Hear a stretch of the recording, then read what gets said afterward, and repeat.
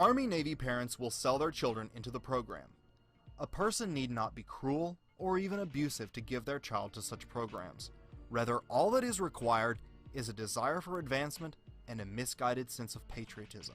You know, a lot of the parents that got involved with the CIA MK program turned their children over willingly for various reasons. They might approach a parent and say, we have this experimental method where we can make your child a genius, and we can make them a success in life, and would you sign the paperwork here to allow us to use your child? Those who possess a heightened ability to dissociate will produce children with a heightened ability. They will be offered a unique opportunity to make their child part of an exclusive program. The parents who do are highly rewarded, both in rank and compensation. Some view it as a patriotic sacrifice to their country and idealize their son being some super soldier. Others are blackmailed. They might do this in conjunction. If they found a father that was sexually molesting his child, they would say, okay, we won't send you to prison if you'll work with us. We'll make you rich, but we need your child for this experiment, and it's a win-win because you won't go to prison and your child will become a genius and will make your child into a success. One of the most prominent victims and whistleblowers, Kathy O'Brien, was brought into the program through blackmail. Her father was caught distributing child pornography of her through the U.S. mail.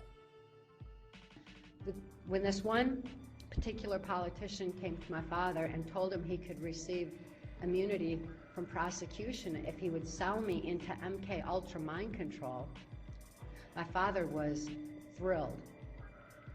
He agreed to sell me into the project and was trained in how to raise me for MK Ultra. Many parents have a notion that the ends justifies the means, that if this sacrifice is made, their child will have a possibility of becoming a famous actress, politician, or celebrity. Still, others are kidnapped right off the street. And police pointed a gun at a woman's head and tried to force her into his van. Inside, a metal cage.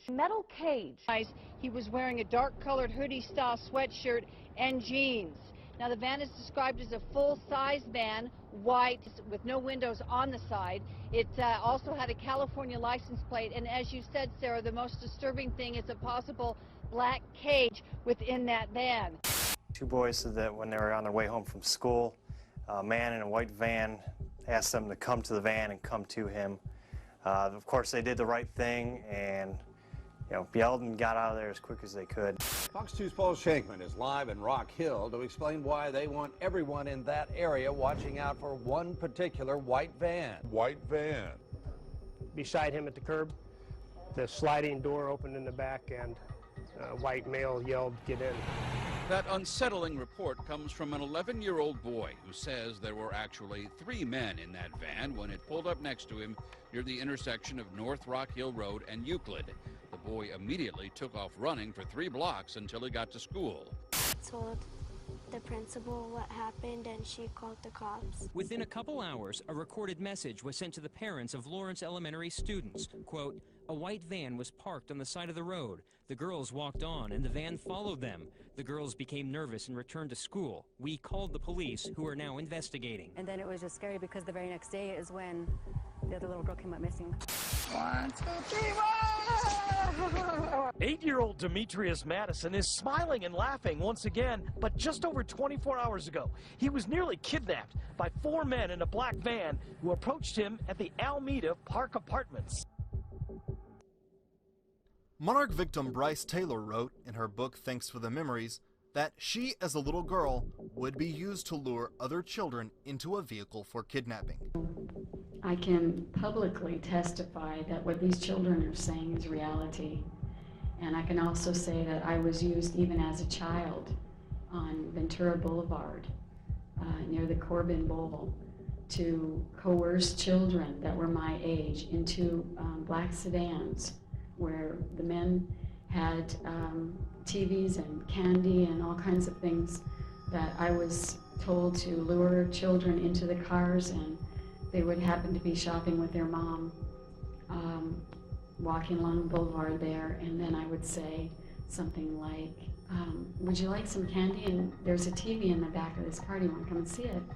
And as soon as this child would approach the car, the men would throw them in the back seat and take off. And then often I witnessed as these children would be kept contained in cages. The actual number of missing children and adults in the US and Canada is mind-blowing. While monarch victims have down-to-earth convincing front alters, many of their alter identities exist in some form of sci-fi world that keeps their slaves far from reality and their true identity. The scripts of popular movies are often used to solidify the fantasy world within the victim's mind. A mind control script is like the operating software upon which the rest of the system is built. The most common mind control scripts include Alice in Wonderland, Wizard of Oz, Star Wars, Star Trek, and Alien Abduction, among others. On these fictional scripts, programmers build entire worlds into which the alters are placed. The victim's mind is so tormented they will accept anything. They are told to construct in their mind completely fictional worlds in which alters dwell. Victims often contain Alice in Wonderland or Wizard of Oz themed programming. These storylines work perfectly for the theme of dissociation, as both characters enter alternate universes ultimately created within their own mind. The same occurs with monarch programming. Victims are told to escape deeper into their own mind to a fictional world of the programmers creating. To escape the tortures, alters go over the rainbow, or in the case of Alice in Wonderland, through the looking glass.